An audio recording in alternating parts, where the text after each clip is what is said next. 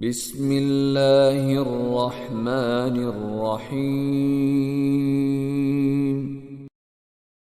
لقد أرسلنا رسلنا بالبينات وأنزلنا معهم الكتاب والميزان ليقوم الناس بالقسط وأنزلنا الحديد فيه بأس شديد